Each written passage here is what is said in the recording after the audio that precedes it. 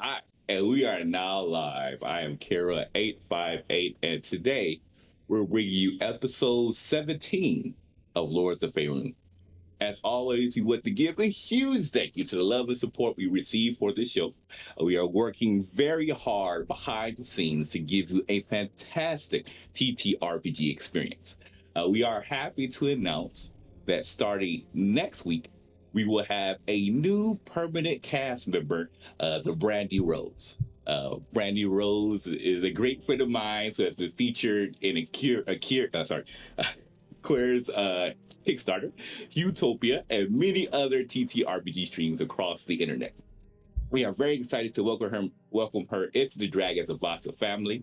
Like I said, it's going to be a fantastic time. Also, next week we will have a special guest in Noir Enigma. Noir is the tech producer behind Rivals of Waterdeep and has done many TTRPG shows, including Super Dylan's own Coheen and Cabria miniseries, Trouble in Techbird on the Pixel Circus, and many more. So next week is going to be very exciting, and we're so looking forward to it. But now, let's introduce our sponsors. We are proud to say that Lords of Faerun is officially sponsored by Die Hard Dice. Die Hard Dice is an incredible company that produces gorgeous dice and dice associated items such as dice scrolls, dice trays, dice bags, and more. Die Hard Dice has just recently released a new line of products, which is probably my favorite dice set to date. The Dracona dice set. These dragon-based dice sets are stunning, and you best believe I'm going to snatch up every single one of these sets. They just fit perfectly for the Dragons of Vasa, so I'll definitely be rolling those the entire time when we start playing. Many of their specialized line of dice get sold out very soon, so head on over to Die Hard Dice and use the promo code Faerun to get a discount off your purchase. Time to level up your dice. Lords of Faerun is now partnered with Idle Champions. So Idle Champions, of course, is one of the biggest D&D games around. And this week, a list of champions have been buffed to help push you past that troublesome wall. If you hit !code in chat, you will receive a code for a free Electrum chest. And this chest provides free premium content to help you accelerate your game. So enjoy. And lastly, of course, if you like our show and would like to support us, Lords of Faerun has a Patreon. All of the funds sent to our Patreon goes directly to the cast. And the Patreon offers exclusive content like after shows, podcasts, Patreon exclusive Discord channels, and even bonus episodes. So your contributions helps us as content creators. And if you're not able to contribute financially but would still like to support us, liking, retweeting, and getting the word out does so much. It truly does make a major difference, and we appreciate all that you do for the channel. So with that said, it's time to introduce our cast. Starting first, of course, with our wonderful DM, Elisa. Elisa, would like to talk about yourself, who you're playing, and projects that you're working on. Sure, yay! I'm happy to be your DM for Lords of Faerun. And we have 2 more weeks of the Gax Pack on Sunday. That's the D&D campaign I play in on the Twitch channel CarryCon Live. So 2 more weeks, and then we're taking a hiatus. We'll be back in the new year.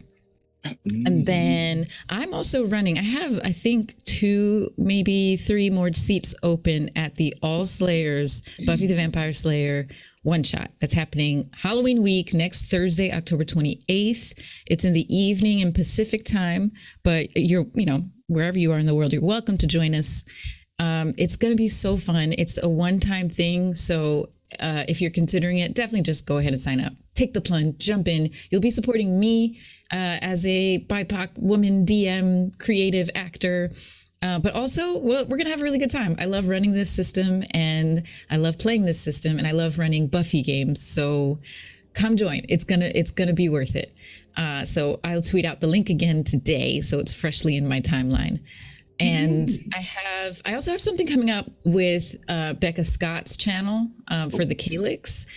We haven't announced it yet, but I'm going to be running a 4-shot in November with them, November through early December. And some special friends of the show are going to be in it, and it's going to be really dope. I'm super excited to share what it is once we get to that point. So stay tuned. That's what's up with me. Woo-hoo! Wow. All right. Well, a lot of projects up in the place. I cannot wait to see those content come out. Next, we make our way across to the wonderful Diana. Diana, would you like to talk about yourself, who you're playing, and projects that you're working on? Yes, I am Diana. I'm Super Dylan everywhere on the internet, and I play Elliot in this campaign. Find me on Twitter. That's where you will find all the things that I do, because I'm very chaotic. It's just like, here's a new thing. There's no plans, just doing. I love that. Oh, fantastic. Make our way down. We have the wonderful Reed. Reed, would like to talk about yourself, who you're playing, and projects you're working on. Sure. Hello, everyone. I am playing Avis Naquani on this wonderful adventure, who has a number of things going on at the moment, so that's a lot of fun. Just like Diana stated, you can find me on Twitter at Big Dude Reed, where I have a number of different things you could find out about, because apparently I'm doing a lot of stuff. I'm popular now. And hopefully today goes very well. Fantastic. Of course, we have the wonderful Aries, Adrian Bean. If you'd like to talk about yourself, who you're playing, and projects that you're working on.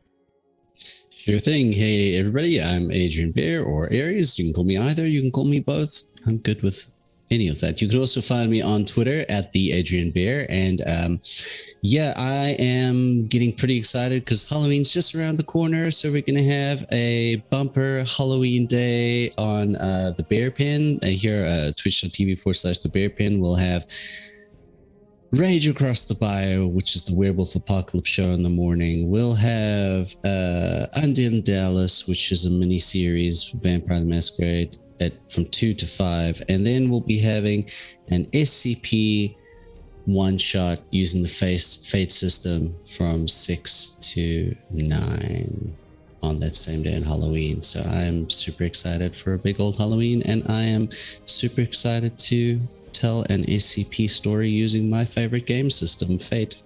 If you haven't played it, you should play it. It's great. Yeah, I play Jesse Diaz here, and Surfer Asmar Monk Boy. You know, just doing hot boy things, and I'm happy to play it today. As for yours truly, I am Kira 858. Of course, you can find us here for Lords of Faerun. You'll be seeing us on Tuesdays for Riverwood Academy, even though in the future Riverwood Academy will be eventually switching over to YouTube exclusive. So we'll definitely be keeping your eyes out for that and give you further information as we move Riverwood Academy to our YouTube channel. Starting in December is when we're going to actually have our first episode of Gods of Color. So again, super excited about that. In case you don't know, that campaign features Cynthia Marie, Melee Damage, Brandy Rose, Reed, Liza, Rave Monster, as me as DMing. And we're super excited about this project. We have a few guest stars who already came through, as well as guest stars that will be coming in the future. So we're super excited about this project coming up, and it should be starting in December. Of course, we also have our Maze the Ascension campaign. The first episode actually just came out Monday, which thank you all so much for the support for that show. It was been a super exciting episode. Which of course has Ree here, has Diana as Shay, who's probably one of my favorite characters I've ever got to share a table with to date. She is so funny. She's so funny. We have Aki, we have Sharif Jackson as Gelwin True. We have so much great content coming in that show. So the next episode should be coming up this Monday. It's episode 2. So keep your eyes out on that exclusively for our YouTube channel.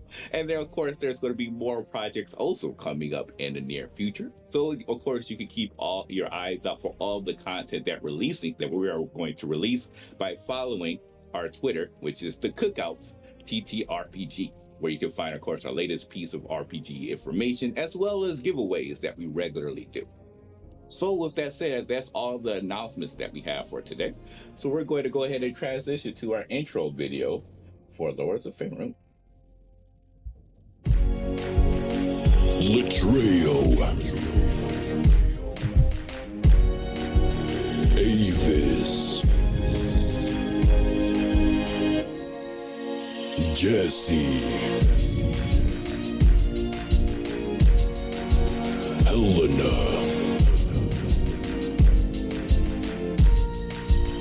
Ice, Elliot, Aliza as DM,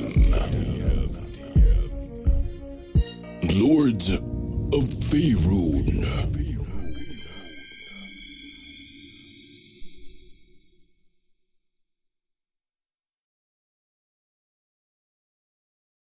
Did you try this? Yeah.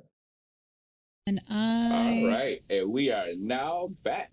So with that said, Elisa, take it away. Last session, some big things happened.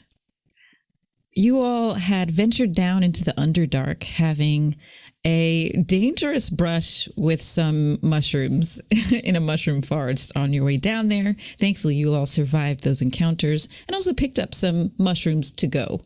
Elliot, I believe you packed some mushrooms that you have yet to do anything with, but and I believe Sloon also packed away some of the yellow, not delirious, delectable mushrooms.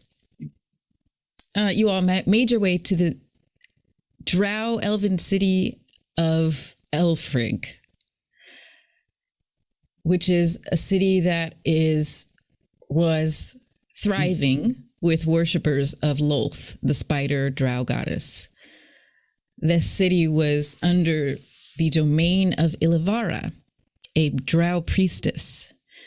And as you all discovered, Ilivara's security guard, one of her two main security guards, was none other than Gravias, Avis's long-lost mother, who over the past 40, 50 years became a paladin and kind of came into her own as a powerful warrior. Now, you all confronted Ilivara with Gravias on your side and had a pretty epic showdown in this palace where Avis transformed into a Gishath, a gargantuan beast that looks a lot like a T-Rex but cooler, and just stomped around this palace, destroying the drow warriors that were in opposition, with the rest of you right there with him, fighting alongside him. The conflict came to an end when Gishath, or Avis as Gishath, chopped down on Ilivara, the drow priestess, almost ending her life, and then Elliot, for the win, draws his bow, shoots Ilivara in where was it? Was it the Achilles heel, did we decide? It had to be the Achilles heel or the glutes, yes. right? Yeah, Yes. It was somewhere in the lower half, probably the Achilles heel, ending that last little bit of life that she had. And the conflict was over. You all then made your way out of the city via a different path than you came down, and took a moment to rest and to reassess. Avis, you and your mother also had time to kind of debrief and catch your breath after not seeing each other for so long and then fighting alongside each other to take down the head of this drow city. Wait 1 sec. I think we lost someone. Oh, yes. Mm-hmm. He's back now. Just dropped out. I have no idea what happened. Yeah, my Zoom is a little glitchy today too. It might be a Zoom thing. all right. No worries. Just move a few things around. Okay.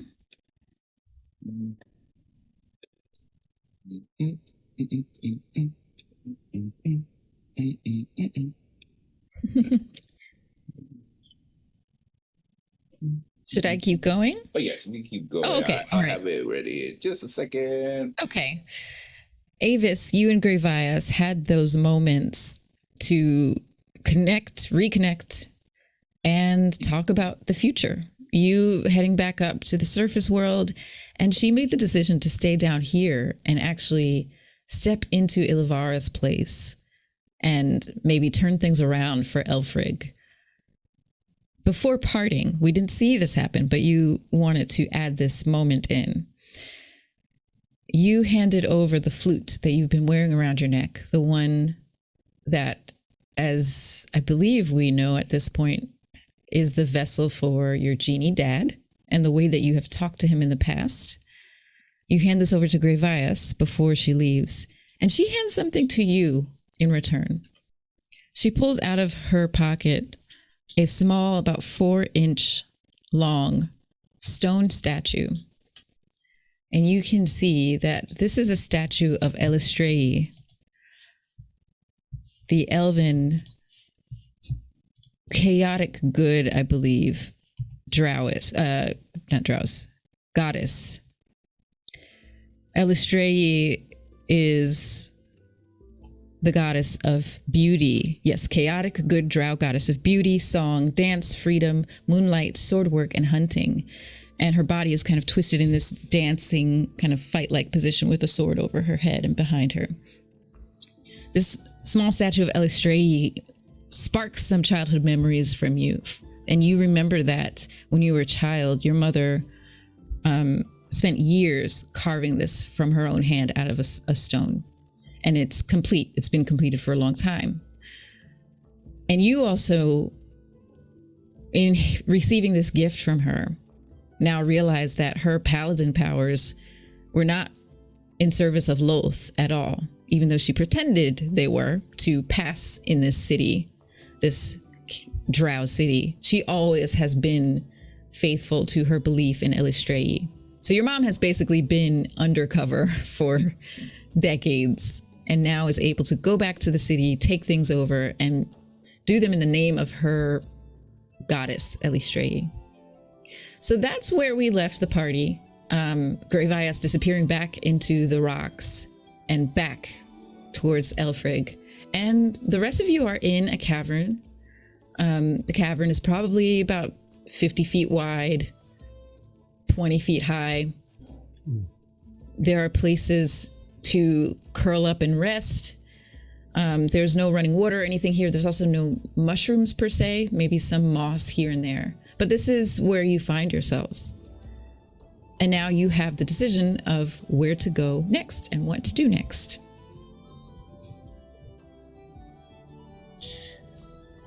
Well, I gotta be honest, I wasn't expecting you to turn into like a giant whatever that was, crocodile, big monster thing, and just half eat that lady, but it was impressive.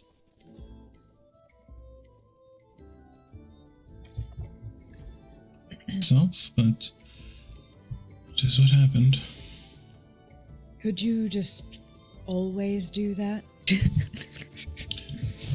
Unfortunately, I could not.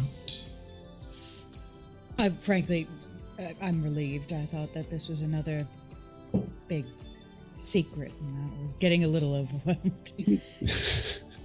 But it's interesting. Are you all right? Story that was. I don't think so, but I will be. Okay. You want to go back? Of course, but it is not my place. My place is with you all for now. I have other responsibilities, and my mother can more than take care of herself. I'd say that's an accurate description. Well, you seemed upset, which makes sense. But that was really you, right? Versus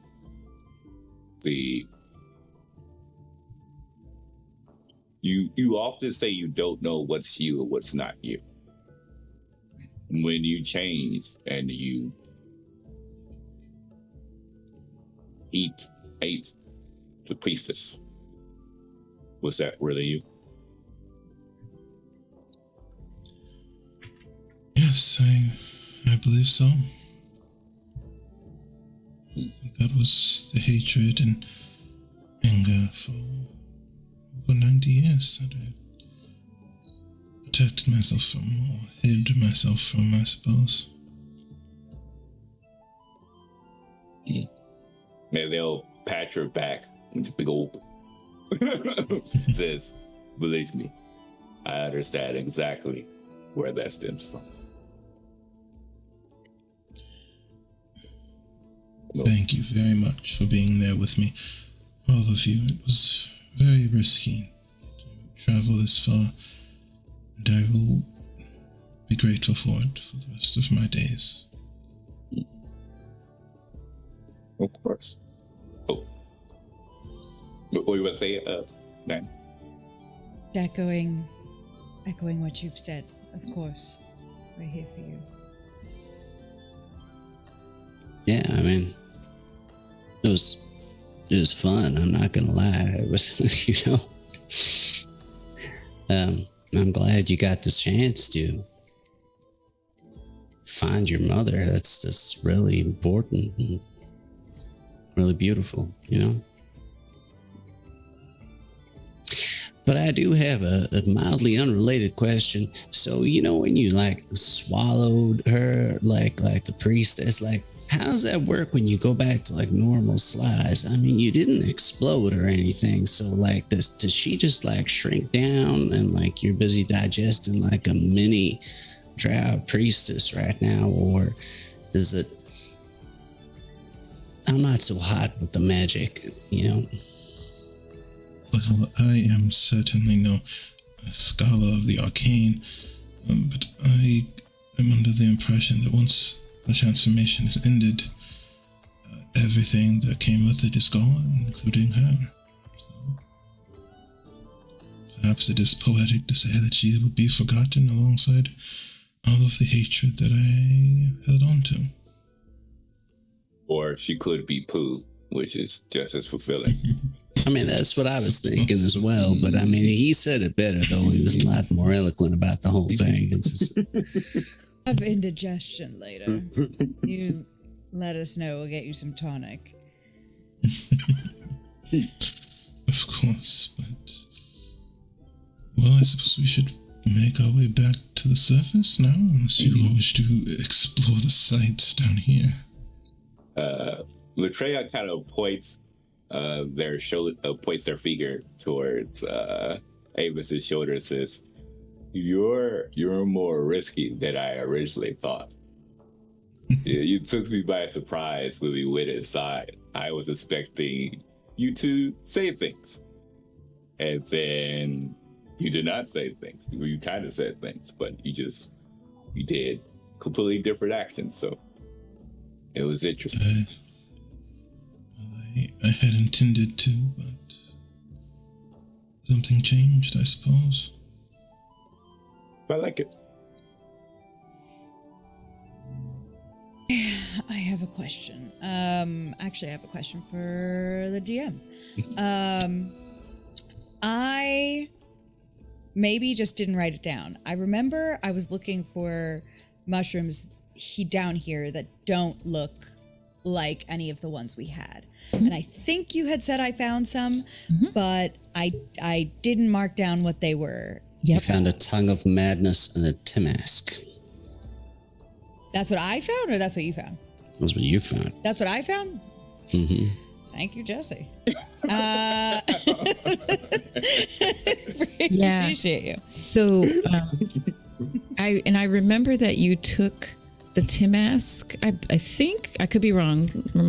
Yes. You also took one that was about 2 foot tall mushroom. That's it. Yes, the 2 foot tall one. Okay, great. Thank you. And I don't think you had identified that one, but yeah, the Timask was identified either by, I don't remember who. Someone identified that. Most likely Avis, because Avis is the only one with identify, right? I think. Yes. Wait, do I have identified now? Let me double check. But yeah, it won't be Avis. Sorry. Got the new storeroom with the level up comes with some magical benefits. I have to double check and see what that does. Nice. Interesting. How long did it take us to get down here from the surface? We obviously compressed it because we wanted to get to the story. I want to say because you all also didn't stop to rest at all. It probably took like a day and a half. Right. So we're probably at that point where we gotta rest or we'll start getting exhausted, I imagine. I will tell you right now, Jesse, I need to stop. I am out of everything. Energy, spells. I have nothing left. If we could, I mean, this isn't the nicest place, but we've killed everything here, so maybe we could sleep and have a night off. That sounds nice, actually. You know, you say you're out of everything, but you still have your charm and your good luck, so, you know, you can go far in that. You don't need spells and bows. I mean, Well, unfortunately, there's no one in this Underdark for me to flirt with, so I don't think it's going that I mean, way. you know, we're all quite happy to receive compliments. This is all I'm saying. That's very true. That's very true, Jesse. Well, thank you for the vote of confidence, but that still doesn't change the fact that I couldn't cast a spell to save your life. Quite literally. So we might want to take a little bit of a rest. That sounds like a good plan. Please, all of you, to rest for as long as you like. I still have a number of my resources, so I can watch over you at least for most of the night. Same here. Acceptable. I am still relatively sustained, so I can definitely stand and watch while you two rest for the night. You know, it's funny, like when you sleep with your head like against a dragon like haunch for so long enough, it becomes like second nature. You know what I mean? I'm thinking like, I don't have a pillow tonight. I don't like Jackson's up top. But But it's interesting how you get used to things, right? Yes, I have to Yes. agree. I find myself missing Yuki more and more. Yeah. Well, are we gonna risk like a fire or something? I can maybe look around if there's something we have that we can burn. I think so. I think a fire is a good idea. I don't know how. Well, frankly, I don't know what time of day it is because there's no sky. But I expect it could get pretty cold down here. Well, I'm gonna look around and see if I can find something that's burnable. I don't know, maybe some kind of moss or lichen or something, or some kind of, I don't know, Well, mushroom thing. if we find anything, I've got something here. I've got a flask. I've got a tinderbox. We could make something work. All right. Okay. So DM, can I make like a survival check to see if I can scatter around and see if I can find anything burnable? Yes, go ahead and do that. And while you're doing that, I also want Elliot to make a survival check. As I'm walking around, you know, because I'm imagining I've got to go distance from the camp, I just want to occasionally, just with my spear, leave a mark, like scratch a mark on the ground every so often, just so I know where I'm going. Okay. Yeah. So Natural 20. Nice. The So- 23, I guess, is my total. right now you're in this cavern that is about 60 feet long, probably 20 feet wide and 20 feet high. Okay. There are nooks and crannies and corners to go around, but it is all one big space that's enclosed here. There are ways to get in and out, obviously, because you came in one way. There's ways to leave. Are you trying to look within this cavern, or are you trying to go into some other passageway?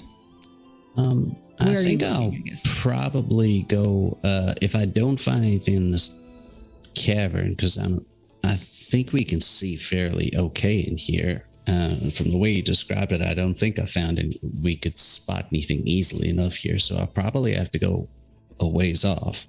Okay. Yeah. Yeah. on your first inspection before you rolled that, yes, there was not much here except for maybe a little bit of moss here and there. So yeah, if you like, you can go into one of the other directions, one of the other tunnels, and just start to inspect there. And sure enough, with that 20, you find, let's see.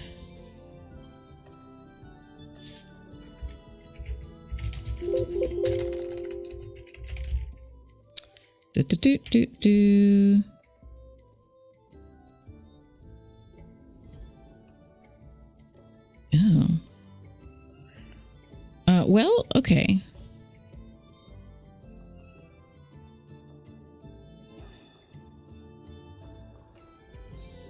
Oh, interesting. Okay, so you find something. You find a section of a wall, rocky wall underneath here in one of the tunnels that you inspect. The section is probably like 2 by 4 feet and is close to the ground. You can see water is seeping in through the dirt and between the stones, which is what is helping these mushrooms to grow. You find these mushrooms that are small and brownish. They have a red mark on their cap, like a kind of asymmetrical mark on the top. It looks kind of like an X, though, like kind of a blob of an X. So you find about 20 of these on this wall. Okay. And I, in my mind, they're flammable or something. Well, you're not sure about that, but they look like they have some type of use to them. Okay. Sure. I mean, yeah. I'll harvest them up and then I'll make my way back. Okay. And Elliot, what did you get on your survival check? 10. A 10. Okay. I was like, maybe she forgot. I don't have to. I don't have to say that. I'm going to say this. You are like opening your pack and those 2-foot tall mushrooms spill out. But you don't notice. Someone else maybe notices. Actually, Avis, Avis and Latreia, go ahead and make survival checks.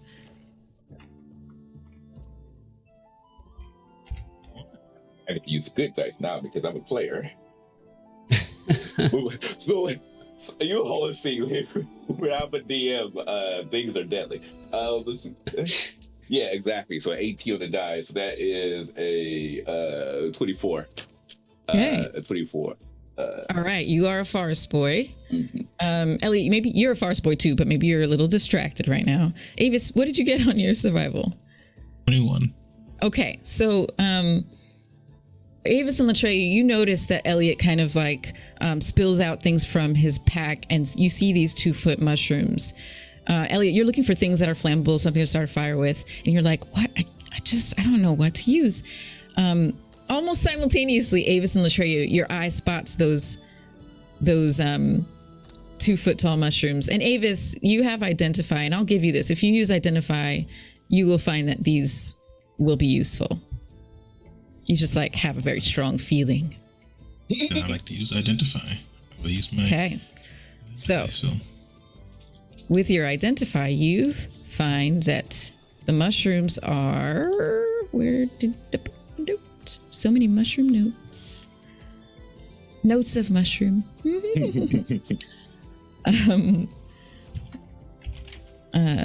second. Okay. You notice that these are actually called torch stalk. It just kind of comes flooding back into your memory. These mushrooms are called torch stalk. They are combustible, and they're actually the most combustible types of mushrooms you can just find naturally in the Underdark. They're quite useful for making torches with. And if you'd like to, here, I can send you a link or you can Google it. There is some risk to using them, but they can be very great. I'll put this in the chat.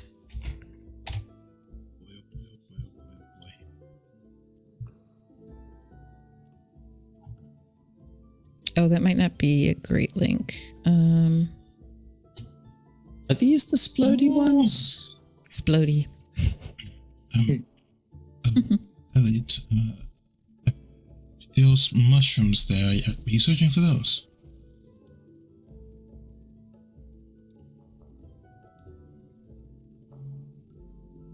I was actually searching for this, and it's just tinderbox that he pulls out. I didn't know what that was. I was going. Well, frankly, I was going to eat it probably. Well, I would strongly recommend not eating them.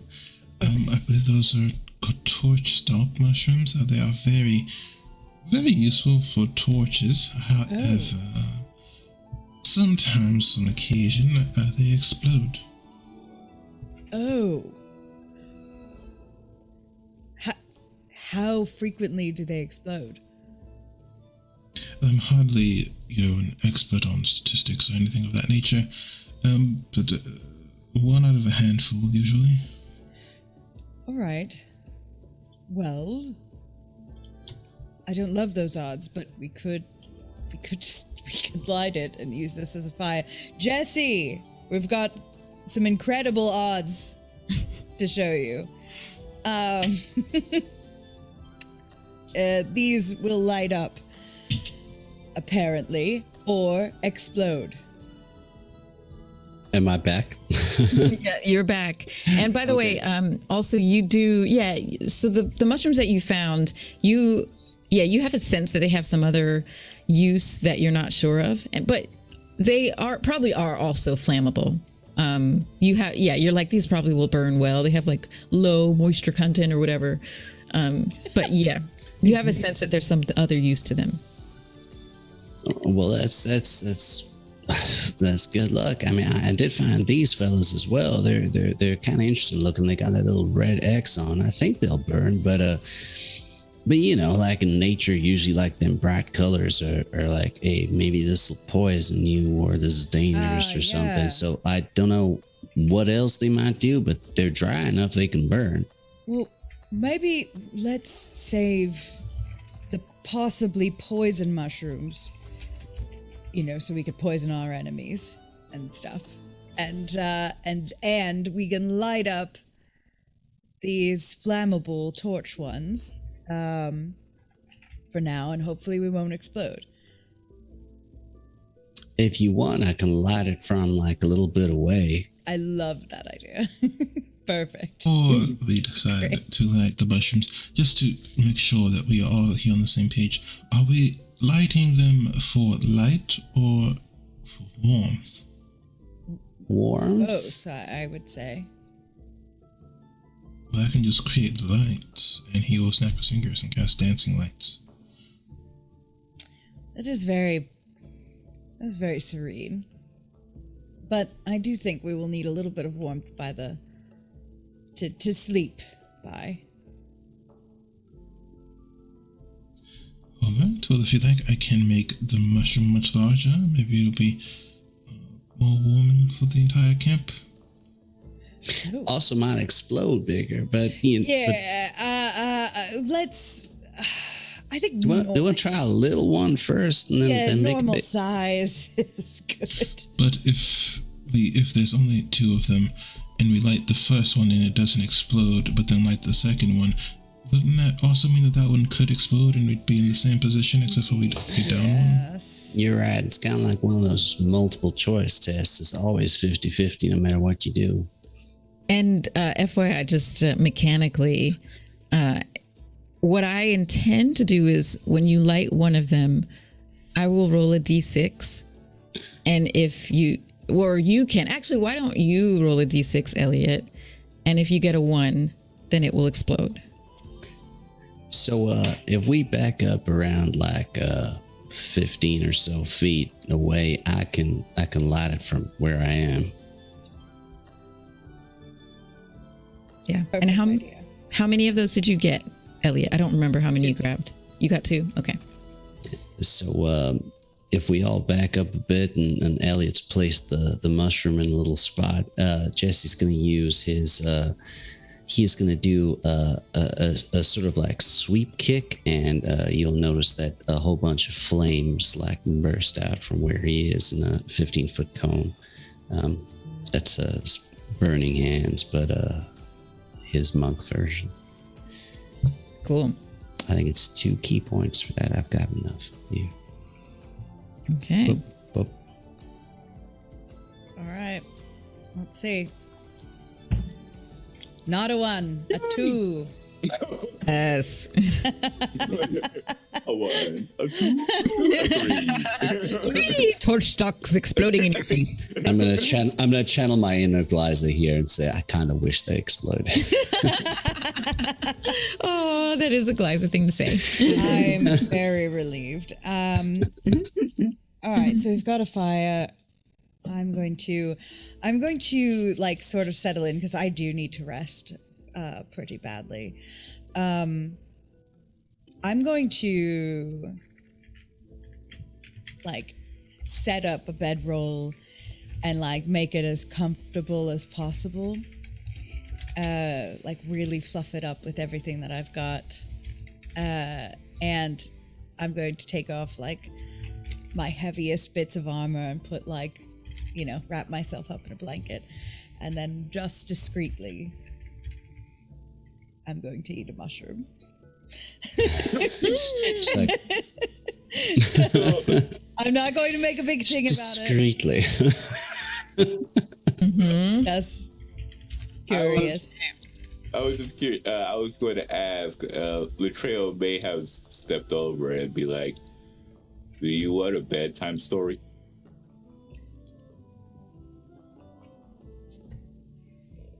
Yes. That seems like a good idea. Okay. Does the bedtime story happen before or after you eat the mushroom? After. I'm going to eat it, and then he comes up to me and asks that, and I will. So, let me just interject because which mushroom did you eat? I ate the delirious. Oh. Well, let's see what happens. So you take this kind of a pink and purple and blue tie-dyed mushroom, and you just discreetly eat it before Latreyu walks over. Go ahead and roll a con save DC 15.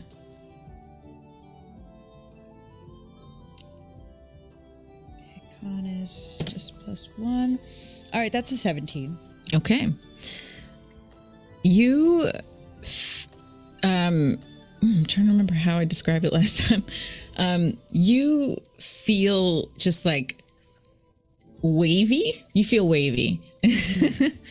And the cavern around you and all of your friends start to take on this like pink and purple, blue, psychedelic, tie-dye, twisty color. It just kind of gently comes on to your vision.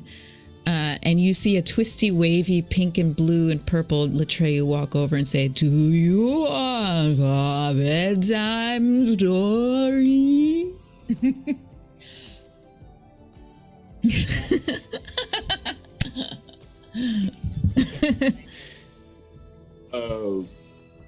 So Latreyu sits down and says, "Perfect."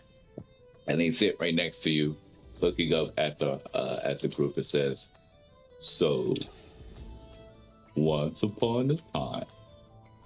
I can go into the story if I'm not sure. I wasn't sure he wanted to actually go into the story. But What is the story about? Is it?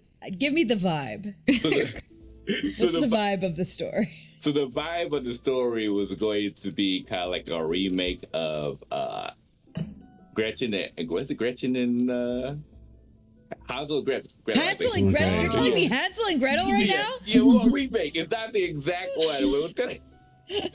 It's not. It would be more like the Disney version. It wouldn't be like the old school German version. where things look a lot more friendly towards the end. You know what I mean? So, the purpose is that make things feel more comfortable. Kind of channel what his mother used to do with them. And Hansel and Gretel, they was kind of like siblings per se. So he kind of like this would be the best story to describe. So yeah, that's the vibe per se. But more, like I said, definitely the Disney PG rated G version, not the Netflix PG-13 rated R version that you were getting. Is that your face? Essie. I will point out that while he's been telling this story, Jesse's been leaning up against the back of like maybe the cabin wall, wherever, and he is just like busy carving away at something, and he is singing very softly but out of tune as he does. But in my head canon, Aquin is kind of like Brazilian Portuguese, so this is in our world it would be the equivalent of the girl from Ipanema, but it's but not. But it's very soft, yeah.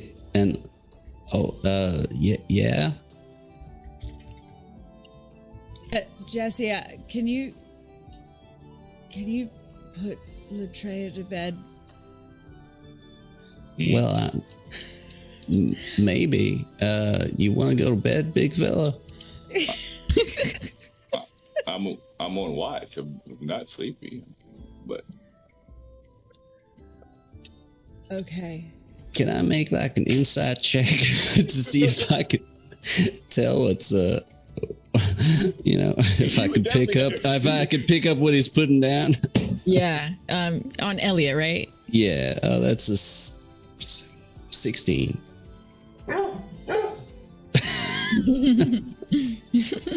Please. Can I roll deception with disadvantage? Sure. That is exactly why I wanted that. That is a 3. I apologize. 1 second. Okay. Jesse, what are you carving? You said you were whittling at something? Oh yeah, just a piece of wood. I think right now he is trying to carve it into. We have some very interesting birds back on the island of Vishanthar, so it's kind of like very similar to like a macaw parrot, except the tails are much longer and kind of like what you'd imagine, your phoenix-like tail feathers would be and such, but they're pretty colors. So he's been carving away at this for a while. Okay. All right. And Elliot. So Elliot is trying not to look high, but I imagine that his eyes are just saucers. They're just like absolutely all pupil. There's no there's no color left in his eyes. And he looks distressed because he just heard a story about a witch who eats children in the forest. And all right. I have a great idea, Latreia. Why don't you and Avis and I come over here a little bit, and maybe we just make a little bit of nice music together while Elliot drifts off into sleep, and Jesse will give Elliot a nod. music. Yeah, I mean, He looks down to Elliot, kind of like pat him on the side and says, "Sweet dreams." Jesse will definitely say to Avis, can we play something like chill, kind of like mellow kind of vibes, something just soft and nice, and something that you could ride on if you wanted to.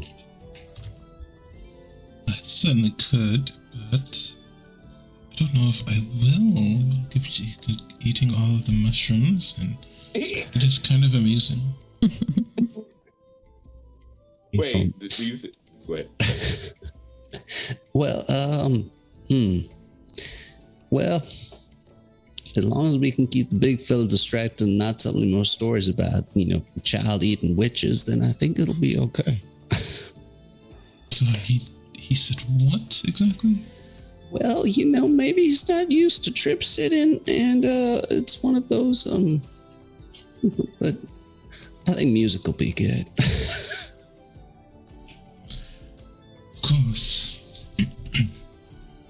and Avis will play a very nice elvish song. He will play a song that is mostly peaceful, though it does kind of pick up at not quite random times, but random enough to someone who doesn't know it. Would seem kind of random. Just to add just a little bit of paranoia to it. You never know. Like Phantom the Opera? Yes, very, very similar, yes. And he will do so using his drums. So Great. Yeah, go ahead and roll a performance. Are we playing too? We may. dirty 20. We can. I never played. Well, you got like a chest you can make like a rhythm on, or you can even occasionally make like a ding on your axe if you want to. Just try keeping rhythm, I guess. Can I blow my horn?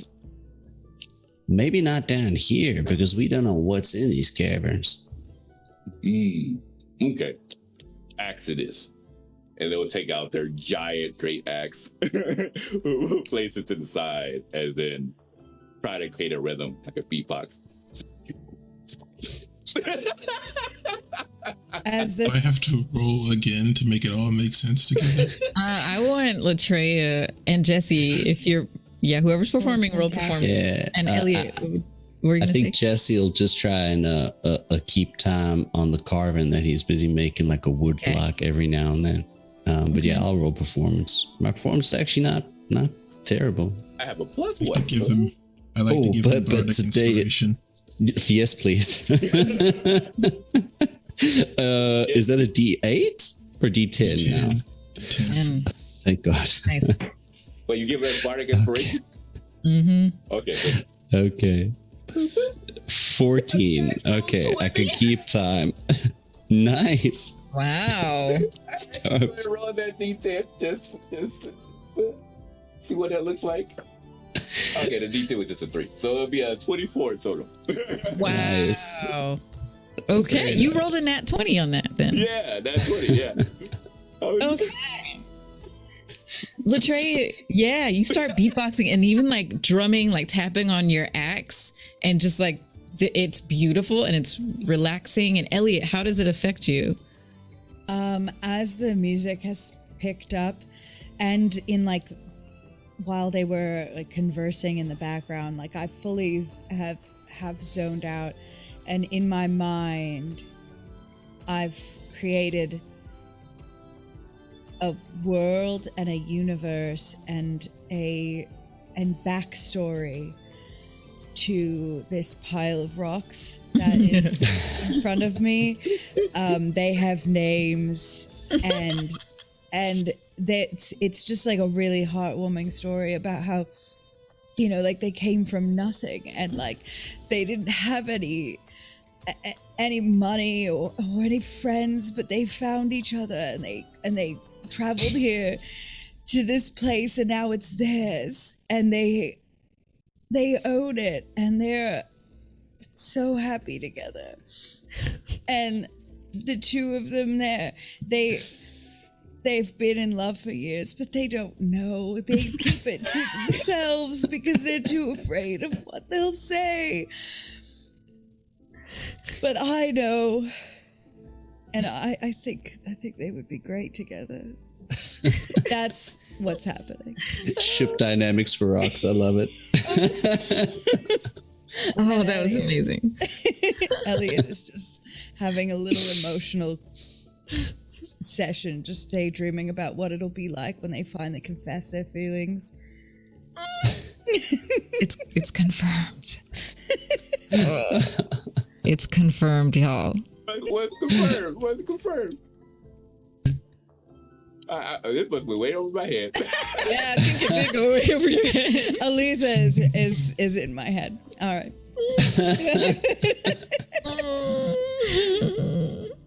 Okay, so lovely. This is how you all pass the night. And This is awesome. Jesse, do you take a rest?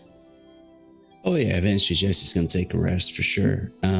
You know, he's feeling pretty good about everything that went down. You know, Dandon.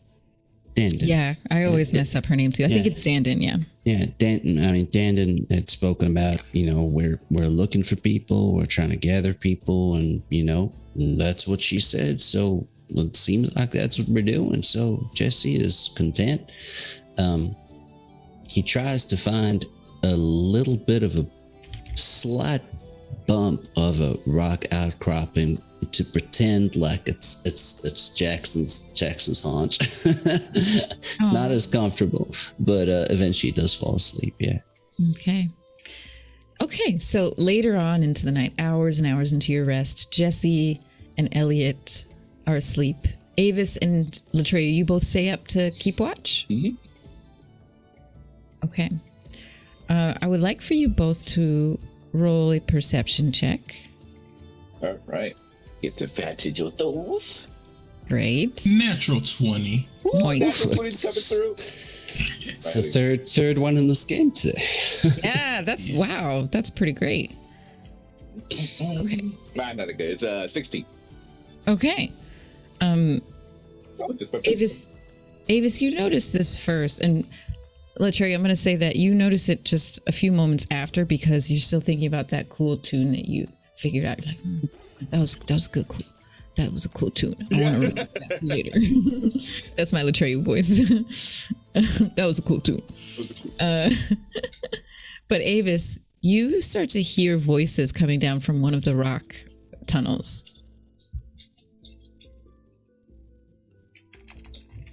Quiet down.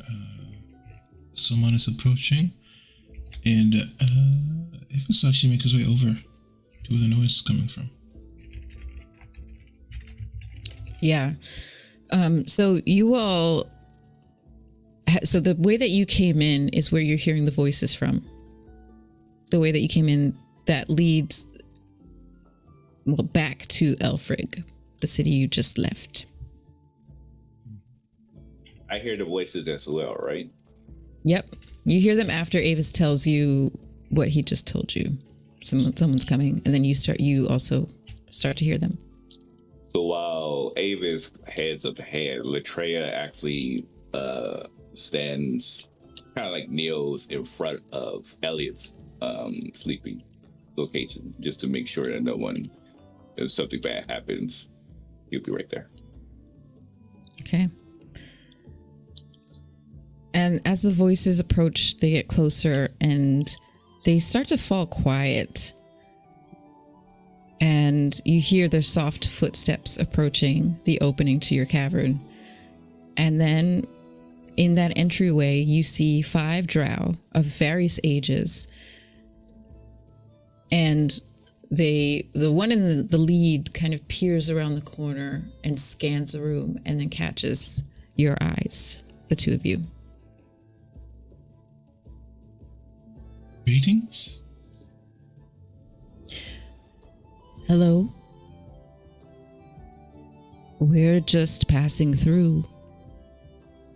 Is this your territory now? I suppose so for the time being, but you are more than welcome to continue on your journey. If you would like a moment to rest your feet, you may do so as well. One of the other drow peers around the corner and says, "This is it. Okay. We're just passing through. I'm aware, but you also seem to be looking for something. Might I know what you're looking for?" The one that spoke before says, "We're just looking for a way to the surface. Or just somewhere else out of here." And another one in the group says, "Maybe not the surface, just somewhere else. Elfrig is dead. I don't want to be an Elfrig anymore." And the others pipe up, "Yeah, it's time for a change. We're done." Oh, and why is it dead? They now come fully into the room, and you can see they're a little bit more comfortable, seeing that 2 of you are asleep and the other 2 haven't, moved in any type of defensive or offensive position. one of the drow says, "Didn't you hear what happened? That the palace is destroyed and Ilivara is gone, and it's madness. It's chaos there. This is our best chance to get out. They never would have let us leave before. Now no one's checking." Yes, I am very aware of what happened. I can assure you the chaos, for the most part, has ended. And the city will be changing very, very soon. One of the others comes a little bit closer to you. This one is a little bit younger, maybe like 14, 15. Kind of slowly approaches cautiously. Are you escaping Elfrig too?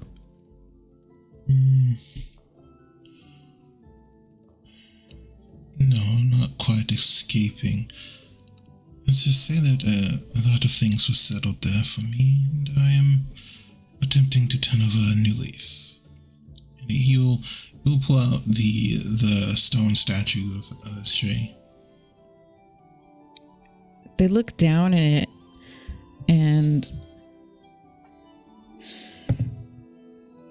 none of them recognizes. The younger one says, "Who's that?" She is a savior of wayward souls, you could say.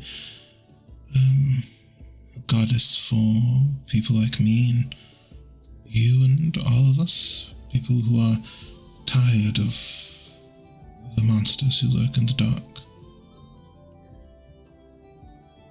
The others kind of come closer and look down at the statue. And the first one who spoke, who probably is the oldest, maybe about 90 or so years old, says, "Well, I guess leaving Elfrig also means that we can choose who we are beholden to."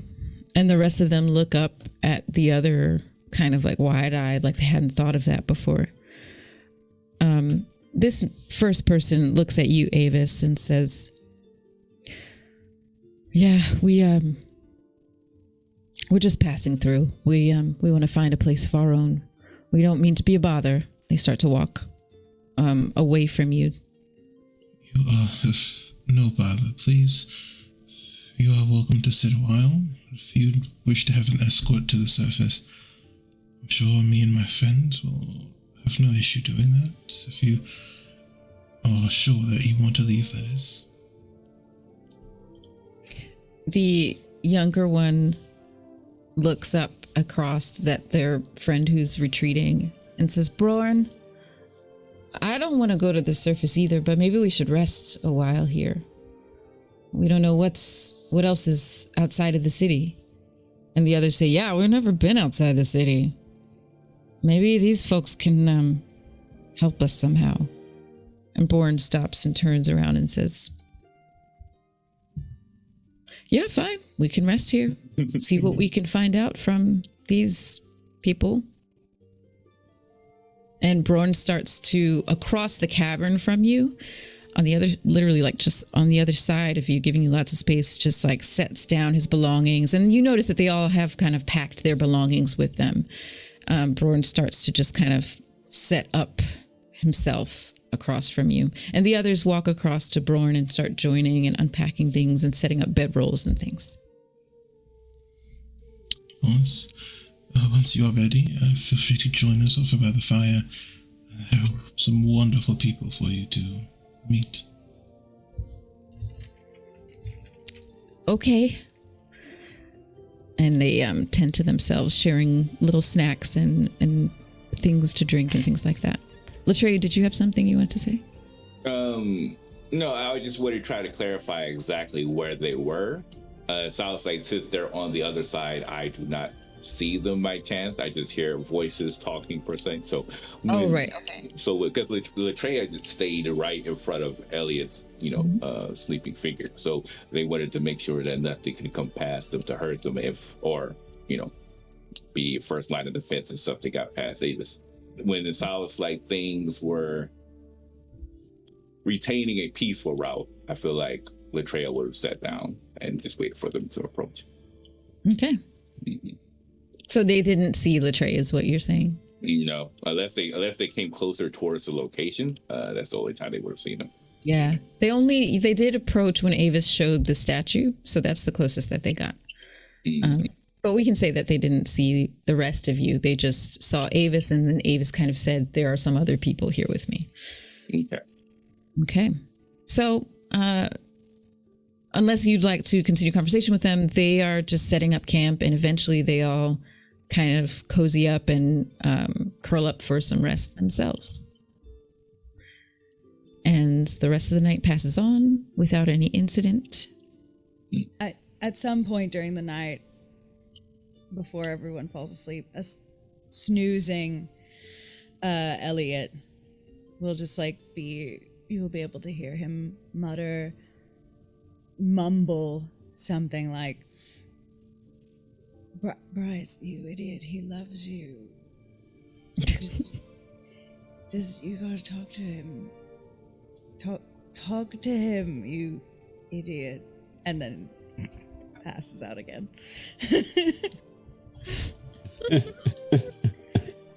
And the stones kind of talking to each other in Elliot's dream. Do they look like stones in your dream too?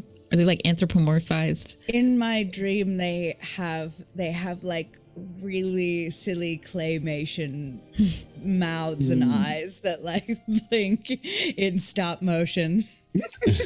Nice. Much approval. This is gold. This is gold.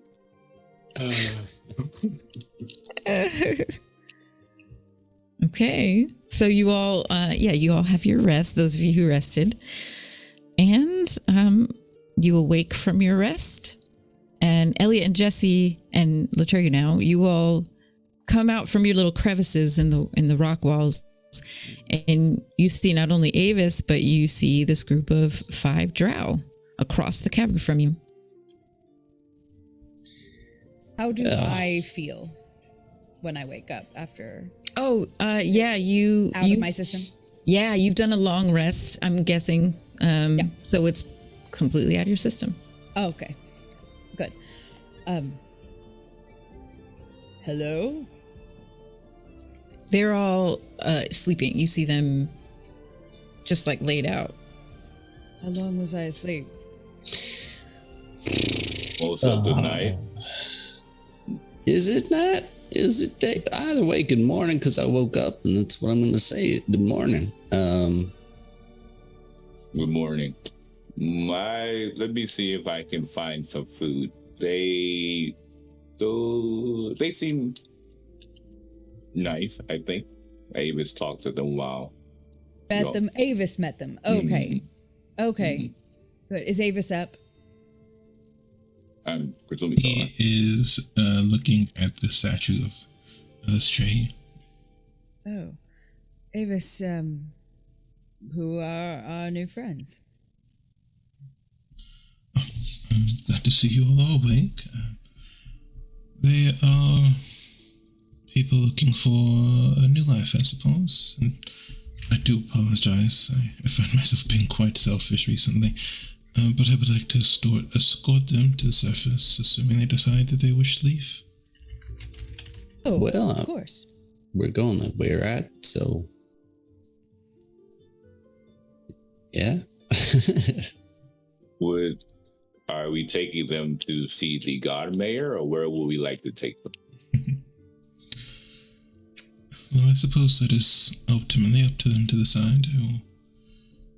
They will get to decide where they'd like to go once they've left. They are looking for a home. I see.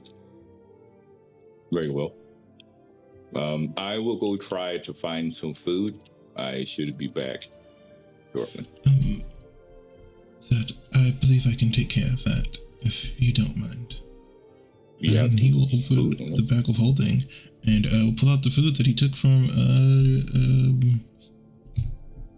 I forgot Latreia's mother's place that one time. Oh yes, the gathering where we had the roof. Oh wow, Latreia eyes were wide and he said, How long did you have that?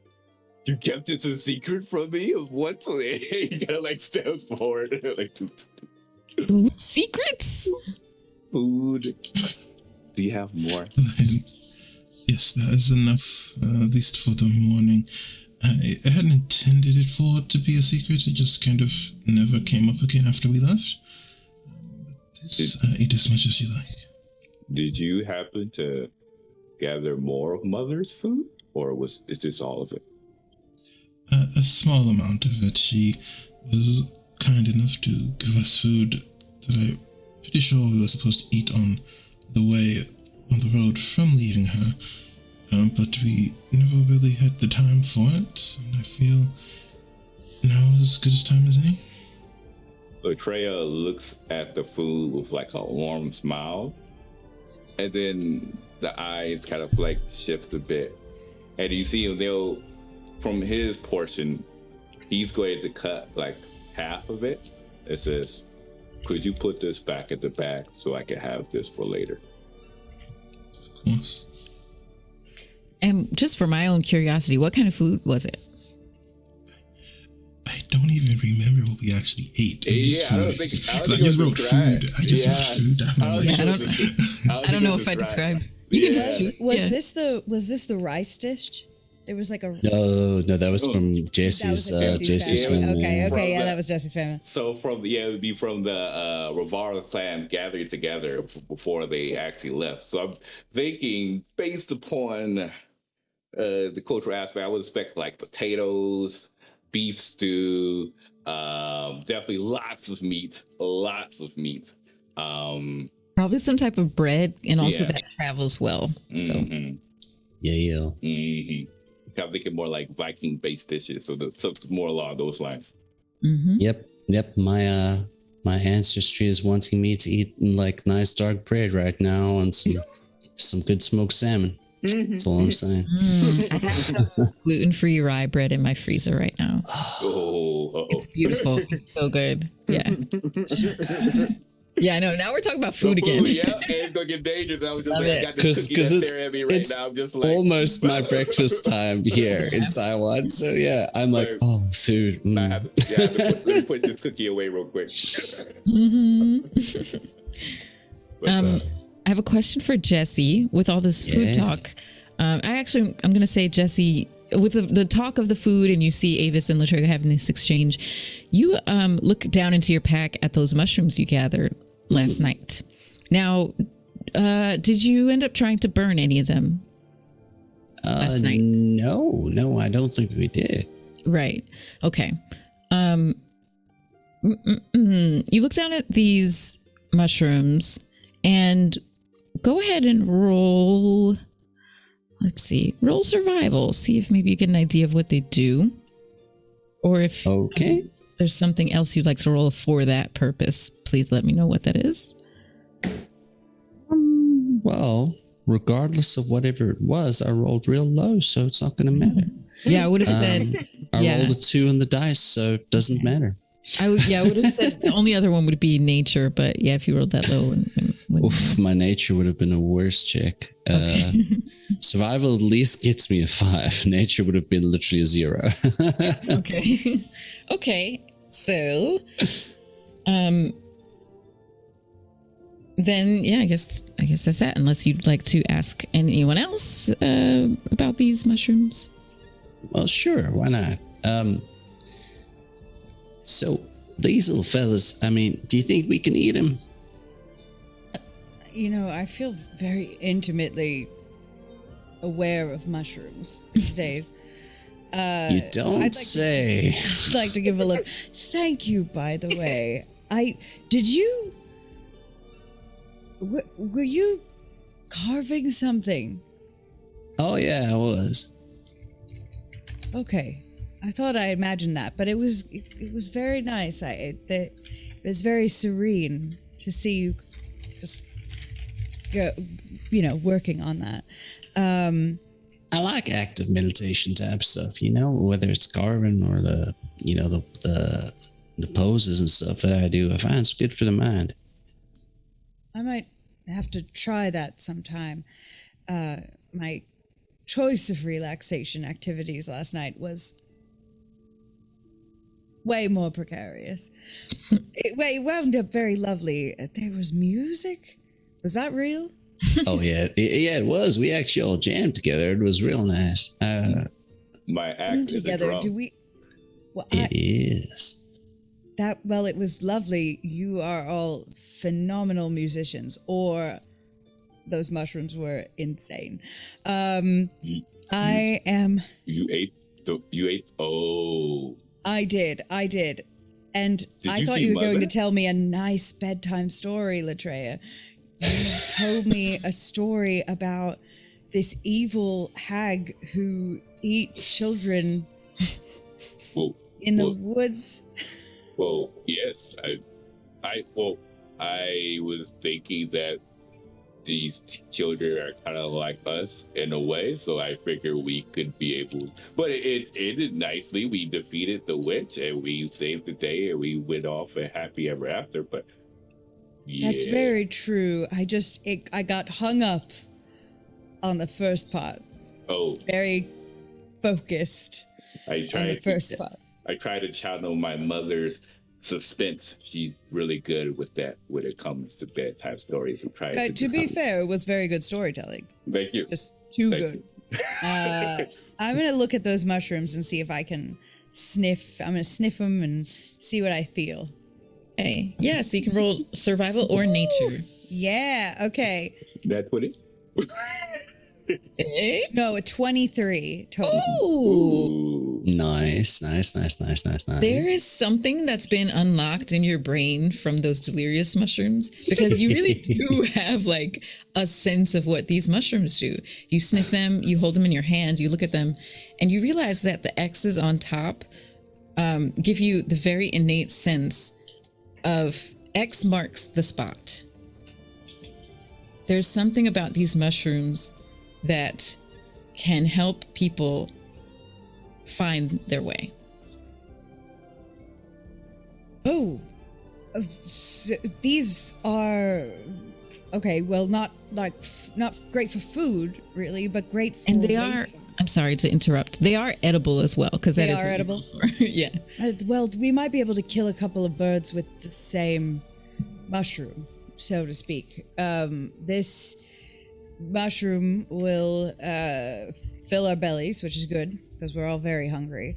But also, it helps you to find your way. It helps you guide your way to a path. And we need to get out of here. We need to get these people to the surface safely. Perhaps these will help us. Quick question, DM. Did my adopted mother ever talk to me about these mushrooms per se? All right. Very possibly. Go ahead and roll for history if you like. History, survival, or nature. Survival, definitely. Okay. Do you really enjoy eating mushrooms? I mean, yeah, you know, they're pretty great. You know, have you ever had them on like flatbread and you like you just put it over like a coal fire for a while? It's real good. 15. 15. Okay. Yes. The name just jumps out at you. Madcap. Mm-hmm. These are called Madcap mushrooms, and they do what Elliot said. They help people find their way. Specifically, they give you, when you eat them, you get a mental map, an image of your surrounding. And the strength depends on, well, it depends on a roll, but the strength depends on the potency of the particular mushroom you eat, we'll say. Mother told me about these. These are madcap. They help guide your way. No wonder when she told me about these. Sometimes when we were deep into the forest and we needed to locate individuals, these madcap would help us, especially when we went to the Faerun. Well, I like the name, and they're quite pretty too. I mean, the little red X is quite. I don't know.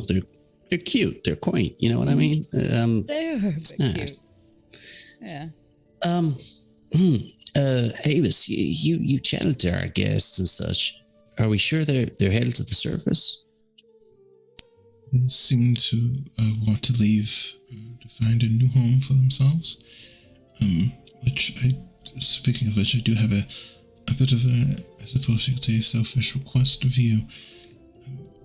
On the off chance that these people do not have a place to go once, assuming they do decide to travel to the surface with us, would you be willing to accept them into your home?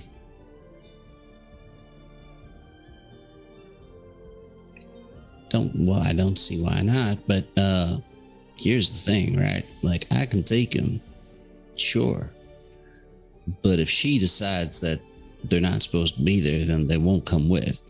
You know what I mean? Of course, I understand. Yeah, I'm happy to take him with. I mean,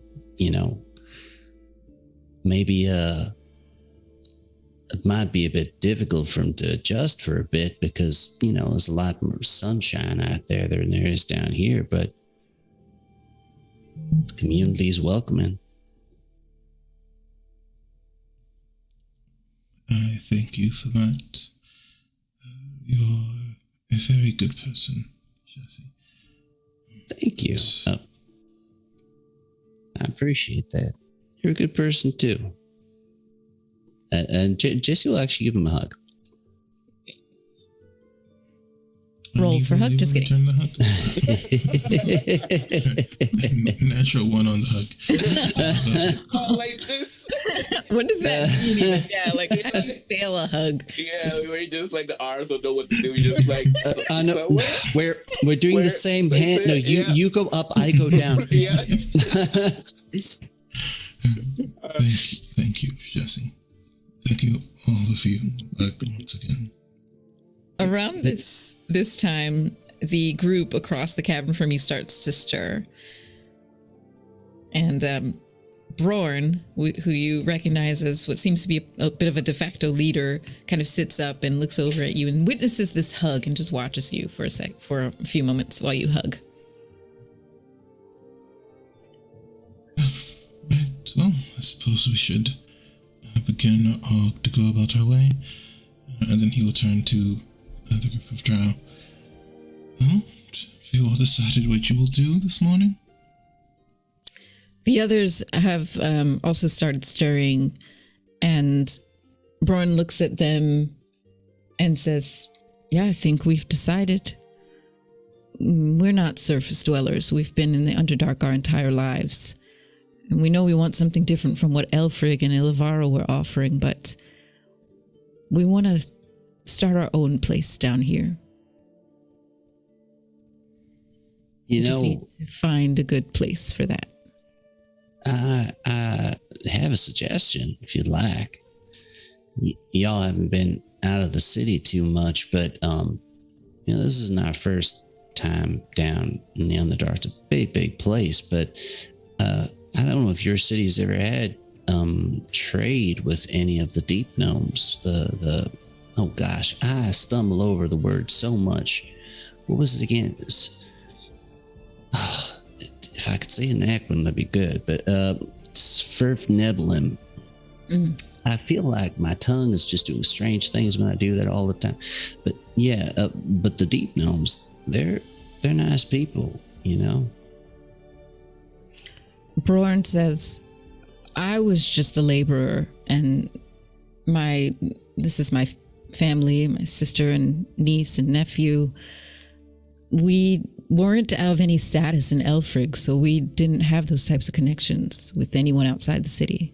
That was all controlled by Ilivara's people. But, yeah, I wouldn't know where to begin with making those types of connections with Snurfeblin. It's a hard one to say, that's why I just, I try and use the common when I can't say it properly, which is, I should practice, obviously. I mean, I can speak 3 languages, so I should be better at other ones. Well, Draconic, I struggle with that so much, but that's besides the point. We might have a way to find our way to where we're going. If y'all want to have a look and see if we can find a Svirfneblin city or such. They're good folks. Another member of the party speaks up and she says, I don't know about the Svirfneblin, but we want our own. We want to create our own. Our own place. Our own settlement, village. Maybe one day it'll be a city. But we want to start new, have our own chance to build things ourselves. In that case, then I wish you all the best of luck in your endeavor, and I'm sure that it will prove itself to be fruitful. Ellis will use prestidigitation to make another small rock with the symbol of a dragon on it, and he will hand it to their leader. Mm-hmm. Should you decide to return to the city, present that to the person in charge. It will ensure that you all have a welcoming greeting. As I said before, the previous person in charge has met a unexpected end to their tenure. All right. Mm-hmm. Latrell will step forward as well, his giant boots quaking forward. And then as he does so, he digs into his pouch and takes out 250 gold, because he never spends any of his money at all. He has no reason to. So pretty much the entire 4 grand just stays in there. He says, I don't need this, so here, take some. And they just drops the gold in front of them, which equals up to 250. It says, this should help create new village. Thank you. Bjorn looks really, really touched by that and kind of picks up the gold, stashes it away. I can't thank you enough. That is incredibly generous. We could use all the help. We also found some of these madcaps. If you want like a couple of them, it might help you if you concentrate on we want a place of our own. Maybe it'll help help you find that. Bjorn looks to his sister and says, Helra, do you want to try those? And she steps forward and she says, I'm pretty good with these types of things like nature and things, but I have never seen those before. She comes over to you, Jesse, and sees the mushrooms. Do you give her one or? Yeah. I mean, they're safe. Look, I'll show you. And he eats one. He's not going anywhere right now, so I guess he doesn't see anything. But they're safe. Yeah. But just try to think and feel about where you want to go. Okay. And she takes one and also eats it. And so for both of you, you obviously have different mental images that pop up in your brains. But if it were possible to compare them, go ahead and roll 3d12. And I'll do the same for Helra. Okay. I need another. Never get to roll d12s, huh? Yeah. Although, as a barbarian now in another game. Like Great Axe, I finally get to roll d12s. Right. Yeah. It feels so nice. Yeah. There's some spells that do it as well. Yeah. 9. Okay, 15. 16. And I think she got 15. Yeah, 15. 3d12. 15. Okay, so. Of the spot it was picked. That's interesting. That's not how I was thinking it would work. I'm going to change that. Yeah. It's of where you're standing. That makes more sense to me. The way it's written don't make sense to me. We're going to say where you're standing, you get a 16-foot mental image, almost like a zoom out. If anyone else here or watching has synesthesia, you know exactly what I'm talking about, because we have mental maps in our brains. you get this mental image, almost like you're zooming out, looking at where you are standing, and it extends 16 feet above and below you. If you're standing, you're probably standing pretty close to a rock wall, so you can even see like mapping into the rock wall. You see actually the rock wall that you're standing next to, there's a hollow inside it where there's water dripping down.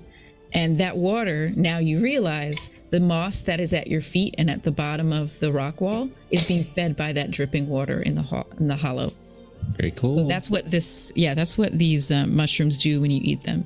I'm also going to give it a time limit because, I'm going to give it a time limit so that, don't worry about that. We'll figure that out later. It's written I got this mushroom particular from a website, and it's great. It has amazing mushrooms, but I want to give them a little bit more mechanics around them, but we'll get to that later. So that's what you and Helra both see. And she says, oh, wow. And she calls back to the group. This will be very helpful for us. We'll be able to find water sources and other resources. Thank you so much. You're welcome. Did we need to keep any of them, or are we good to find our way back? He's asking the other dragons. I would like some, just in case. Sure. I mean, how many do we want to keep, and how many can we give to these folks? We have 18 left. Oh, can't hear you for some reason, Diana. Oh, why don't we keep one for each of us? Okay, cool. So, so that would be 14. So we give them 14. Okay. And we each have one madcap. Mm-hmm. Lovely.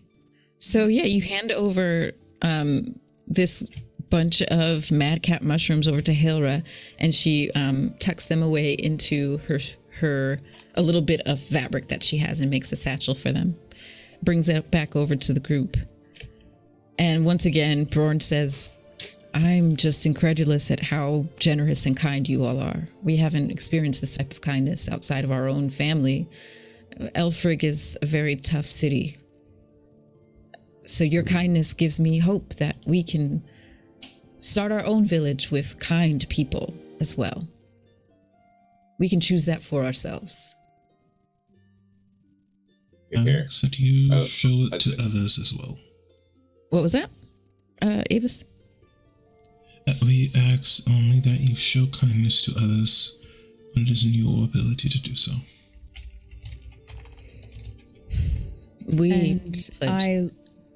I look forward to the day when we can come and visit your new city. You all absolutely have an open invitation, and he holds up the dragon stone and kind of shows it back to you. Says, this will have a very strong positive effect in our village. Anyone who shows this to us, we know that you sent them, and they will be welcome. Good luck. Thank you. And the group have packed up their things, and they continue down one of the passages, and they all take one of the, well, not all of them probably. Bjorn and Helra and maybe one other start to use the madcap mushrooms to find their way. And they retreat from your view. We're going to take our break, but I also would like to say, just because of everything you all did down here with Ilivara and Grevayas teaming up with her and changing this city so fundamentally, once again, changing a city fundamentally. And now with your incredible, just like such sweet kindness to this group of drow that are escaping a past and trying to find a future, you all have leveled up. So after this session, you can level up. But for now, we have half a session left, and we're going to take our break now.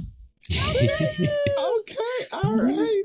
Wow. Well, thank you all so much for coming by and watching our session. We definitely appreciate it. If you like what you see here and would like to talk about the campaign, please feel free to join us at our Discord. Our Discord will be in chat below, which has a section for spoilers as well as for non-spoilers. We have a fan art section, and so if you like to talk about the characters, the campaign, your fan theory, and more, we would love to hear what you have to say.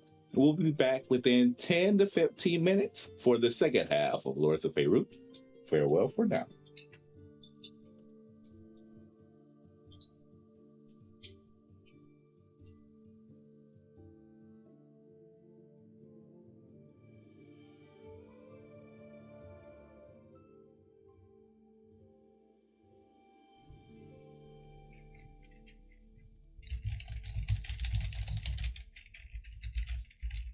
All right, and we are now back for the second half of Lords of Faerun. So with that said, Alisa, take it away. So you all have very generously shared gold and hopes and dreams and madcap mushrooms with this group of drow, this drow family that's escaping the fallen and in between city of Elfrig. They've decided to move forward and not go back. Despite you having shared with them that there are some new people in town and might not be as bad anymore. But they've decided they kind of have their hearts set on a new encampment of their own to see what they can grow. And so they retreat into the walls of the Underdark, the rocky outcroppings, and they disappear from your view. You all have rested. You don't know if it's day or night, but you have rested. And so now, where would the party like to go? Well, should we be continuing on our way to old Swampy McWizardface? I think that's the next best thing. Okay. We also have to notify the others that they have a new home amongst the dragons. That's true. That's very true. Gosh. Ellie, you've got that helm thing now. I do. I'm a little nervous to use it, but I do have it. 'Cause I'm trying to think of like logistically. It's probably gonna be. I mean, it's gonna take a while to get out there because the other place is closer on the way to like Baldur's Gate. But getting back to Vishanthar is probably gonna be quicker. But then it'll be longer to get back to the wizard place. That's true. I think it could be worth a try. I'm not. I mean, as long as we're all going to use it together, it might be a good idea. Because we could just pop back to my home and then tell our other kin that they have a place in Vasa, and then pop back here. I miss home. I would like to go there. Yes, I think that's a good idea. Let's go back to your home. We all good with that? Of course. Do we want to go straight there? Do we want to let the others know what our plans are first? Say the others. Who do you mean? Our kin, the dragons. Yes, yes, no, we do need to tell the dragons where we're going. We can't go without them. Yeah. But we'll let them know that we're coming back. All right. Yes, yeah. We got a plan. So We love a plan. Up top. We go for a high five. To you. Yeah. Okay. Okay, so what is the decision? We're gonna go travel back out to where our dragons are, and from there, after we speak with them, then we're going to use the helm and hop, as Jesse says, back home. Okay. Okay, so, and I'm just familiarizing my own self with the helm, and so it says that you can, has 3 charges. While wearing it, you can use an action and expend 1 charge to cast the teleport spell. And You can take people with you, I'm guessing, yeah? Up to 8 willing creatures. Yep. Great. All right. If you target an object, 10-foot cube. Okay. Great. Okay, so which direction would you like to head back up to the surface? Are you trying to go back through Elfrig or go just up from where you are and then cross the surface back to the forest that the dragons are in? That route, right? Because we need to talk to the dragons so that they know where we're going. Whichever one is the faster of the two. Yeah. Yeah. Yeah, I mean, I'll give you options because faster would probably be to go straight up. You don't know what is in this area. You haven't explored this side of the city of Elfrig because you came down here on the other side. So Okay. could be faster, probably. What's the word? Distance-wise, it is shorter to get to the surface from where you are, just to go straight up. And then you would have to cross on the surface, which is probably safer because, the Underdark. And then what else did I want to tell you? I think that's it. Yeah, I think that's it. So it sounds like you would like to just ascend from where you are now and not cross back to the way you came. Sounds Sound like good. a good- mhm. Okay. Yeah. Road to Ascension. Yeah. I see what you Like did there. He did Who, that on me purpose. or Ree? Ree, he did that on Okay. purpose because that's a tagline for Gods of Color. Oh. He said, I was like, oh, I see what you did there. Nice. Well played. Well played. Nice. Okay. Just lining up my Underdark map with the surface map, which is a very fun thing to do. Yeah. Although I'm not sure I'm really lining it up well because, maybe it doesn't line up perfectly. Maybe that's what it is. Okay.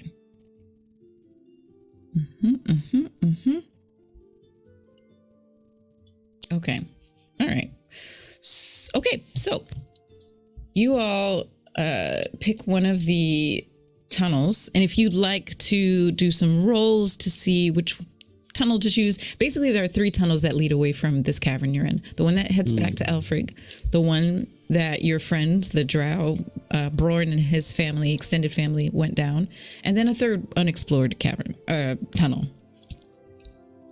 So that would be a survival check? Or Let me think this through a little bit.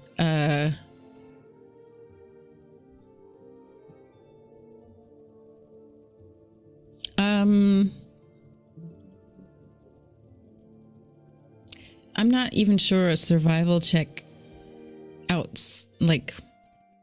you could just do a general investigation check to see if you are things like, how long is this a dead end? Or does this lead us to those types of things? I think it would more so be investigation in this case. okay. Okay. Should we all make it or only Latreia? Whoever would like to. Okay. Yeah. So Elliot's got Oh, that's 13. The big dice gets cocked a lot, I notice. Probably Give. only 8. I like to give Bardic Inspiration to the tray. Hey, I'm going to use Lucky for that one because that was a 3 for the first one. Well, you Much always better. are lucky though. Well, yeah, Lucky is a lifesaver.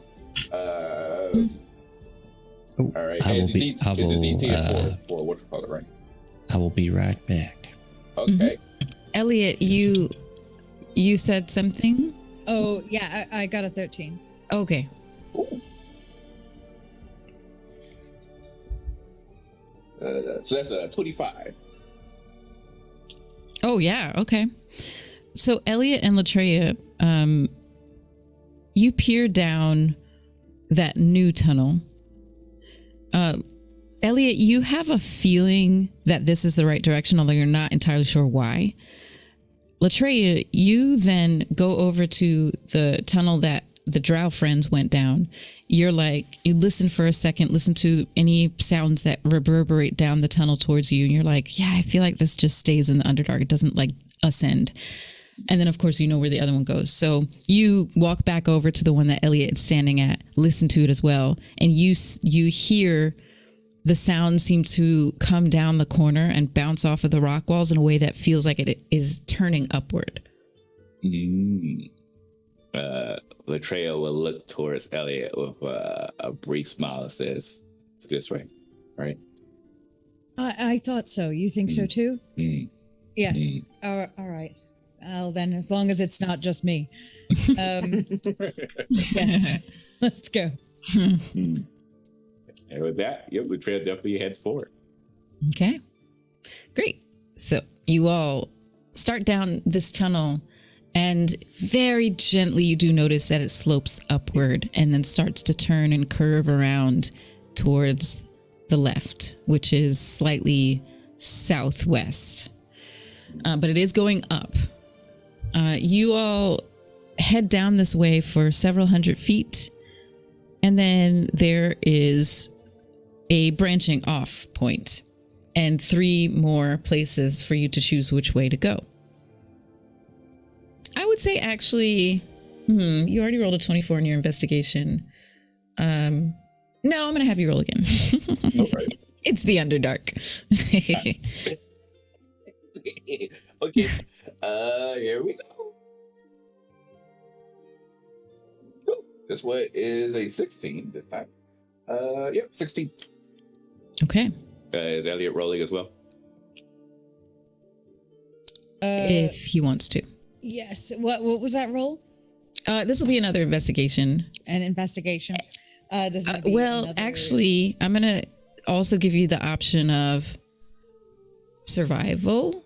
Oh, that's it. And actually, if anyone has animal handling, you can roll it here. I was gonna ask if I can make a perception check. Yeah. Okay. Because Jesse's letting them do the scouting stuff. He's just having a look around, see if there's anything I need to spot. That's still pretty good. 15 for perception. Giving everybody bardic inspiration. Oh, okay. I will. Just making it rain and bardic Damn. 25 then. Ooh. Not 15. 25. I rolled a 10 on a d10. Ooh, that's nice. All right. Unnatural 20 for animal handling. Yep. 26 for I'll do survival since he did animal handling. Okay, so Jesse, with your perception, you feel coming through the floor into your bones, you feel a low rumbling. Yours was survival, Latreia? Mm-hmm. Okay. Latreia, with your survival check, you don't feel that rumbling, but you sense that the entryway to the right is the one that will go up. And Elliot, with your animal handling, you feel that rumbling too, and you know it's unmistakably the feeling and sound of a dragon that is slumbering. So it's like a low.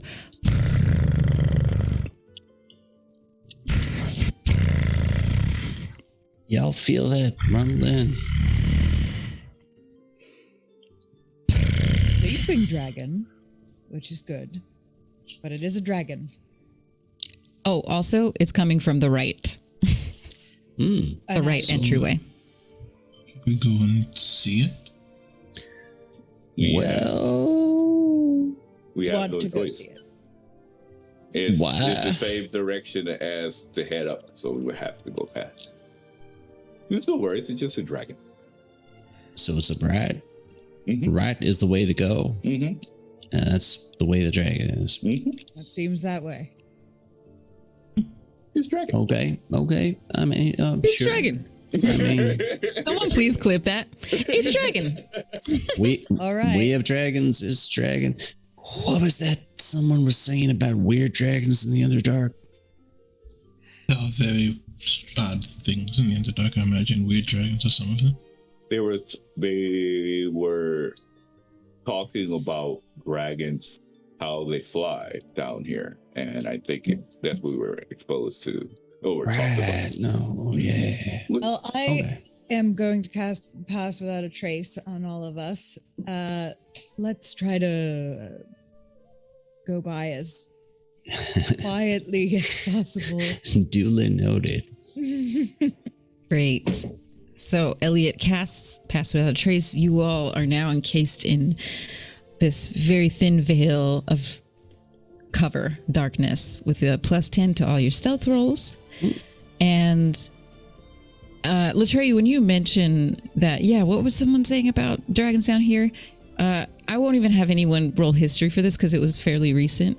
You do remember that Sedgwin, the drow surface dwelling leader of Daggerfall, had mentioned, I think it was Sedgwin.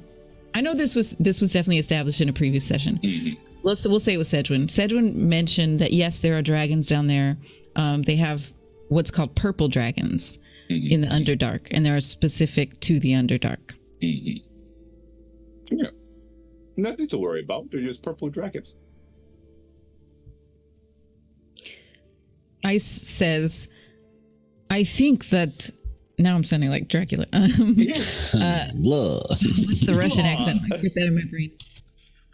It's fine. I says, I think that you are getting too comfortable with dragon. You think that because we have dragon friends, all dragons are friendly. Let's real. That is not the case. It's true. Well, if they're not friendly, then we can make them friendly, and if they don't want to be friendly, then we smash. It's okay. And Sloon says, I want a dragon friend from the Underdark. But, I just have ideas, so don't mind me. I'm just having ideas again. More friends. I like more friends. Okay. Hope that's how this goes. Right. Okay, so you all advance down this tunnel. And once again, it does start to slope gently upward. And as you approach, it's not another branch, but the tunnel extends down, and to the right, you see an opening. I'm going to say, Kira, Latreyu, with your excellent investigation rolls lately, I'm going to say that you can tell that as you're approaching this opening, it opens into a larger cavern because you can hear the sounds echoing in that cavern coming into the tunnel you're in. You also see, actually, no, you don't see anything. You just hear the echoing into the tunnel. So you're probably approaching maybe like 30-ish feet to this entrance when you start to really notice it. So you point that direction. I'm going to say at this point, you do start to need stealth rolls as you approach the opening and pass the opening of this or, however you want to play this, you're going to need some stealth rolls as you approach the opening. So yes. 26 for me. But plus 10, we should have too much to worry about. I don't think. 23. Oh, yeah. 27. Okay. No one rolled below 20, right? Or, got below 20. Okay. So you all successfully stealth your way to the opening of this cavern. And here, I will say, if you'd like to continue on without having to roll stealth again, that's fine. You can and pass it. But as you pause at this opening, you look inside. And sure enough, you see the heaving and caving in of this like slumbering, breathing purple dragon. From your knowledge of dragons, you can see that it is older than your friend dragons. It's probably an adult dragon.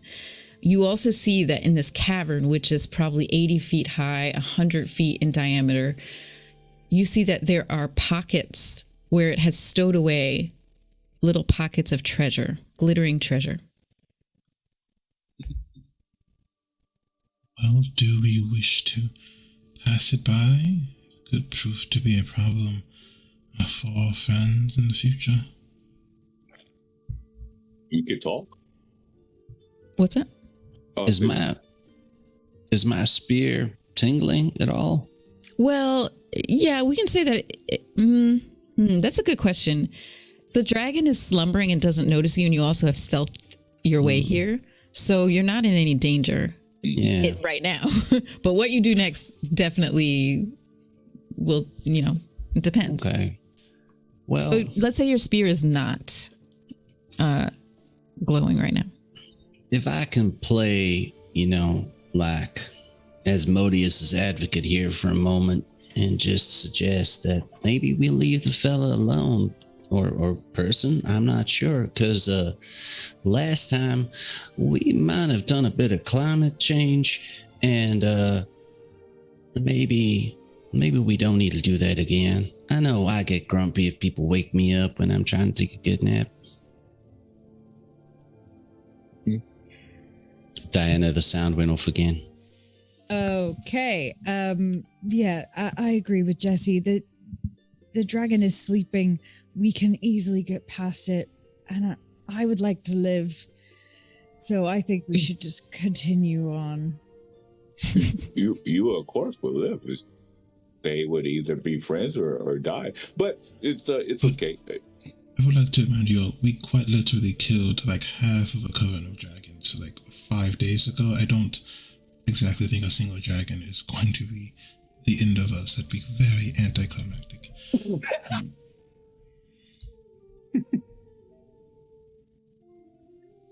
But so fear, I don't understand. But not wanting to disturb sleep, I can see. I would like to talk. Should we wait until they wake up to not disturb their sleep?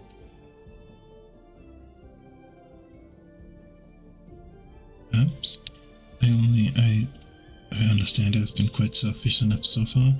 I was only concerned that there may be a problem for the other denizens down here. But then again, they are quite powerful themselves, so I will defer to you all on this one. Well, the new family was to set up one on their own. So yeah, I guess we can ask them maybe to protect them, maybe when they set up a new city. I believe we should vote for this. I agree, and my vote's going to be, sometimes a typhoon's going to hit you, and sometimes it's not, but you don't stand and wish for a typhoon to hit you and call it down upon you. My vote's no. I think we just go. It happened again, Dad. I'm so sorry. I second Jesse's vote. This is gonna be hard because it's like I feel like it's gonna be 2-2. So the jail just shrugs. He's just, I vote yes, but I'm okay either or. I like talking to dragons.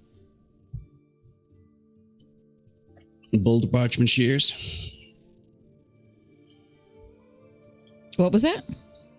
Boulder parchment shears. Oh. Ooh.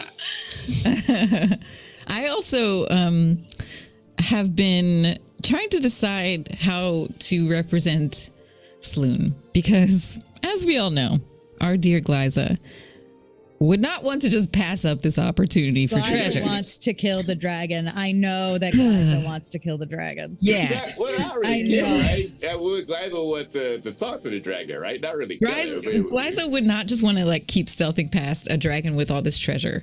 That's all I can say. Yeah. I don't know. I don't know. So I'm trying to hold space for Glyza, but also I want to respect you all as a party and what you decide. So I'm going to say, as you all are discussing this, don't hate me. Sloon is trying to stealth into the cavern. I don't know. I just feel like that's what she would do. And you know what? This actually would be a good place to pause this story a little earlier than normal, because we will have Glyza next week, right? Yes. Yeah. We'll have Let her Glyza. make this decision. Okay. That's a great idea. Because I don't want to screw y'all over. But if Glyza wants to screw y'all over, that's out of my hands. Glass the human would not want to be interrupted from a nap, but Sloon Yes. is a different person. Yeah. That makes sense. So, and this is so exciting because, of course, next week we'll have Glyza back, and we will also have the Brandy Rose joining us as a permanent member, and we'll have Noir Enigma joining us as a guest. So next Saturday is going to be so exciting. It's going to be a great time. So I hope you all enjoyed the session. Again, if you like what you see here, definitely go ahead and join us at our Discord. Of course, like I said, we'd love to talk to you about the campaign. If you would like to support us financially, you can join us, of course, on our Patreon. If you'd like to, of course, talk about the camps, we also are available on Twitter at different Twitter handles. So we'd love to talk to you about the campaign. And yeah, we'll definitely look forward to see you all for next Saturday for episode 18. We're almost hitting the big 20 mark. Wow, we're getting up there. Wow. Yeah, episode 18. So with that said, farewell for now. Bye. Bye.